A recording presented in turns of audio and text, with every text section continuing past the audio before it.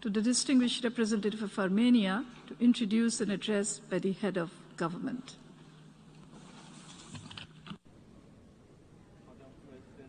I have the honor to introduce the pre-recorded statement by His Excellency Nikol Pashinyan, the Prime Minister of the Republic of Armenia.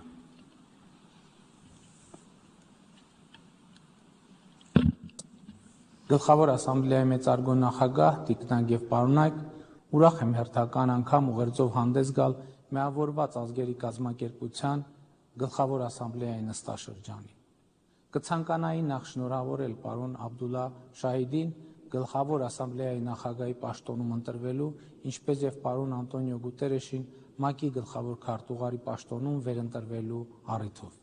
Վստահ եմ, ձեր առաջնորդությամբ կաջակցեք հաղթահարել մեր առջև ծառացած ծավալուն մարտահրավերները։ Այսօր իմ ելույթում ցանկանում եմ անդրադառնալ Հարավային Կովկասի տարածաշրջանում տիրող իրավիճակին եւ ներկայացնել գոյություն ունեցող խնդիրների լուծման վերաբերյալ մեր տեսակետները ու առաջարկությունները։ Ինչպես գիտեք, 2020 թվականի աշնանը Լեռնային Ղարաբաղը ենթարկվեց ագրեսիայի։ 44 օր տևած պատերազմը խլեց մի քանի հազար մարդկանց կյանք։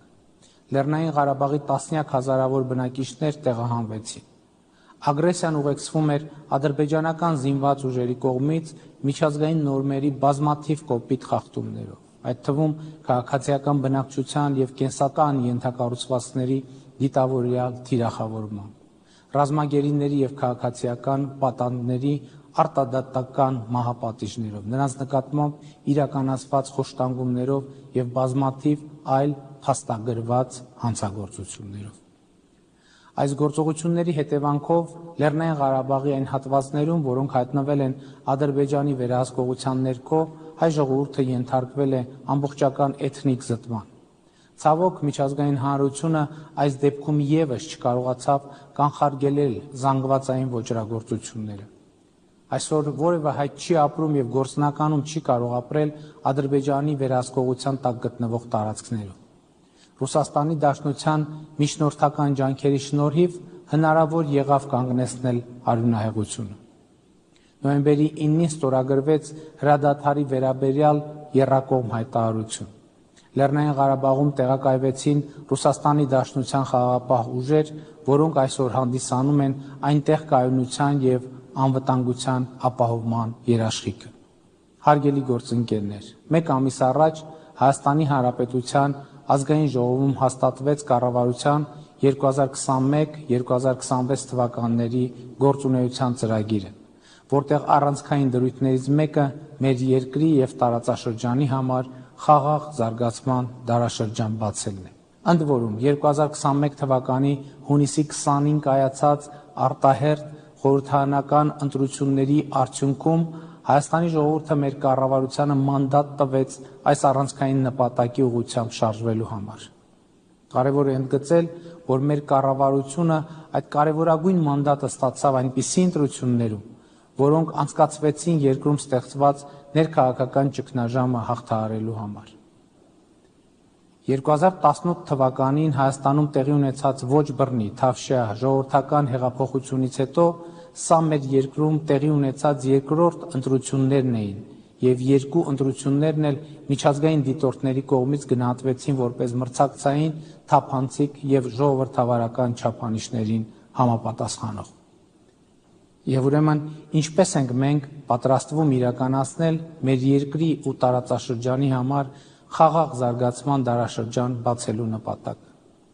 Երկխոսության մեր տարածաշրջանում ցավալիորեն արկա թշնամության մթնոլորտը քայլ առ քայլ հաղթահարելու միջոցով։ Մենք գիտակցում ենք, որ ճանապարհը դժվարին եւ երկարատև է լինելու։ Այսօր էլ ցավոք գրեթե ամեն օր տեղի են ունենում իրադարձություններ, որոնց նպատակը խաղաղության օրակարգը դելեգիտիմիզացիայի ենթարկելն է։ Թշնամության մթնոլորտը ոչ միայն խորացնելը, այլև այն առավել համակարգված դարձնելը։ Հրադադարի խախտումները, Հայաստանի եւ հայ ժողովրդի դեմ արվող ագրեսիվ եւ վիրավորական հայտարարությունները շարունակաբար լարում են մթնոլորտը։ Խաղաղության օրակարգի դեմ ուղղված գործելակերպ է այն, որ ի հեճուկս նոյեմբերի 9-ի հայտարարության 8-րդ կետի Ադրբեջանը ոչ միայն մինչև օրս գերության մեջ է պահում Հայաստանի Հանրապետության մի քանի տասնյակ քաղաքացիների, այլև նրանցից շատերին շինծու մեղադրանքներով դատապարտել է 6-ից մինչև 20 տարի ազատազրկման։ Բացի սա կան քաղաքացիներ, որոնց գերեվարված լինելու փաստը Ադրբեջանը մինչև օրս չի հաստատում, չնայած նրանց գերության մեջ լինելու մասին կան հստակ ապացույցներ։ Սա առավել անընդունելի է դառնում այն ֆոնին, որ 2020 թվականի աշնանը ադրբեջանցի օգտատերերը հրապարակել են կոնկրետ հայ զինվորների գերեվարվելու տեսանյութեր, իսկ ավելի ուշ հայտնաբերվել են այդ զինվորների գլխատված կամ գնդակահարված մարմինները։ Մեր գերիների խոշտանգումների ենթարկելու մասին անհերքելի ապացույցներ ունենք։ Թշնամության մթնոլորտի խորացման աղաղակող օրինակ է Բաքվում բացված այսպես կոչված ավարների պուրակը, որտեղ ադրբեջանցի դպրոցականներին էքսկուրսիաների են տանում դիտելու գերեվարված, սպանված կամ առնաքամ լինող հայ զինվորների մանեկենները։ Այս եւ մյուս քայլերը արվում են ի ցույց դնելու խաղաղության անհնարինությունը մեր տարածաշրջանում, բայց մենք հետևողականորեն առաջ ենք տանելու այդ օրակարգը։ Մեր տարածաշրջանի համար խաղաղության դարաշրջան բացելու բոլոր հնարավորությունները օգտագործելով եւ նոր հնարավորություններ ստեղծելով։ Այս իմաստով չափազանց կարևոր եմ համարում տարածաշրջանային կոմունիկացիաների բացումը, ինչի մասին ասված է Ռուսաստանի Դաշնության նախագահի, Ադրբեջանի նախագահի եւ Հայաստանի վարչապետի 2020 թվականի նոյեմբերի 9-ի եւ 2021 թվականի հունվարի 11-ի եռակողմ հայտարարության 9-րդ կետում։ Այս կարևորագույն խնդրի լուծման արդյունքում տարածաշրջանի երկրները փոխկապակցված կլինեն տրանսպորտային զարկերակներով։ Հնարավորություն կստեղծվի տնտեսական կապերի ձևավորման համար, ինչը խաղաղ զարգացման կարևոր նախապայմաններից է։ Ճանապարհների վերաբացման թեման ուսումնասիրելիս մենք պարզեցինք, որ տարբերակներ կան, որոնք տարածաշրջանային մեկուսացման եւ թշնամության մթնոլորտի արձանագրման նպատակ ունեն, բայց կան նաեւ այնպիսի տարբերակներ, որոնք ընդգծում են տարածաշրջանային փոխկապակցվածությունը եւ թշնամության մթնոլորտի քայլ առ քայլ հաղթահարման միջոց կարող են դառնալ։ Մենք հենց այս վերջին տարբերակի կողմնակից ենք։ Եթե բացվի նաեւ Թուրքիան Հայաստանին կապող երկաթուղին, տարածաշրջանային կոմունիկացիաների բացման թեման շատ ավելի մեծ մասշտաբներ կունենա։ Մեծարգո պարոն գլխավոր քարտուղար, Հայաստանը պատրաստ է կառուցողական երկխոսության, որը պետք է հանգեցնի տարածաշրջանում կայուն եւ հարատև խաղաղության հաստատմանը։ Այս առումով մենք առաջարկում ենք օր առաջ ավարտին հասցնել ռազմագերիների, պատանդների, այլ պահվող անձանց վերադարձի գործընթացը։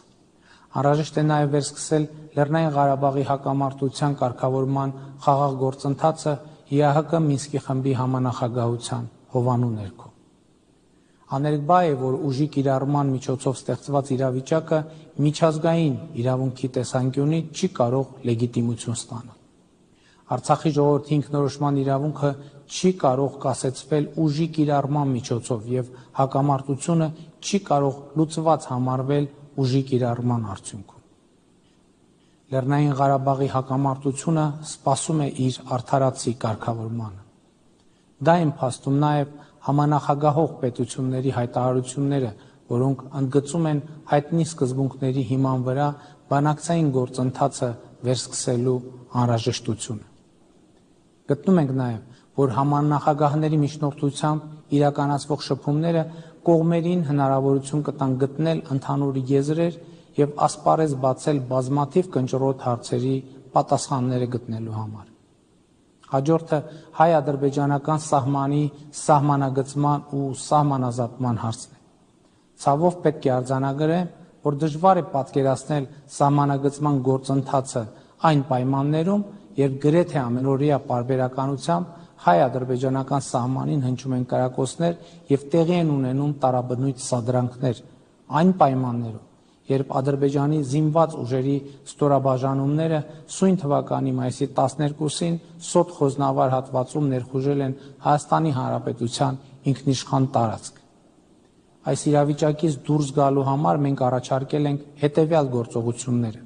Նշված հատվածում թե Հայաստանի, թե Ադրբեջանի զինված ուժերը հայելային ետ են քաշվում խորհրդային ժամանակներից ժառանգած սահմանագծից, այդ սահմանագծի երկայնքով տեղակայվում են միջազգային դիտորդներ եւ միջազգային հովանու ներքո մեկնարկում ենք սահմանագծման եւ սահմանազատման աշխատանքները։ Մենք այս առաջարկը պատրաստ ենք կյանքի կոչել ցանկացած պահի։ Հարգելի գործընկերներ, ես իմ ելույթում անդրադարձա մեր երկրի եւ տարածաշրջանի համար կենսական նշանակություն ունեցող հարցերի, որոնք այսօր հրատապ լուծում եւ միջազգային հանրության սևեռուն ուշադրությունն են պահանջում։ Միևնույն ժամանակ, ավարտելով իմ ելույթը, ցանկանում եմ վերահաստատել, որ Հայաստանը, որպես միջազգային հանրության պատասխանատու անդամ եւ վստահելի գործընկեր, շարունակելու է իր ներդրումը բերել բազմակողմանի միջազգային իրավակարգի ամրապնդմանը, ՄԱԿ-ի կանոնադրության նպատակների ու սկզբունքների վրա հիմնված միջազգային համագործակցությանը, կայուն զարգացման խրախուսմանը ու մարդու հիմնարար իրավունքների պաշտպանությանը։ Մենք հավատարիմ ենք կառուցողական եւ ներառական երկխոսությանը մեր բոլոր գործընկերների հետ։ Հայաստանը պատրաստակամ է ամենայն ջանք գործադրել նպաստելու արդի գլոբալ այնպիսի մարտահրավերների հաղթահարմանը, ինչպիսիք են կլիմայի փոփոխությունը, COVID-19-ի համավարակը, միջազգային խաղաղության եւ անվտանգության կայուն զարգացման խնդիրները։ Այսքանով թույլ տվեք ավարտել իմ ելույթը եւ հաջողություն մաղթել ՄԱԿ-ի գլխավոր ասամբլեայի 76-րդ նստաշրջանի աշխատանքներին։ Շնորհակալություն ուշադրության համար։ On behalf of the General Assembly, I wish to thank His Excellency Nikol Pashinyan, the Prime Minister of the Republic of Armenia, for the statement just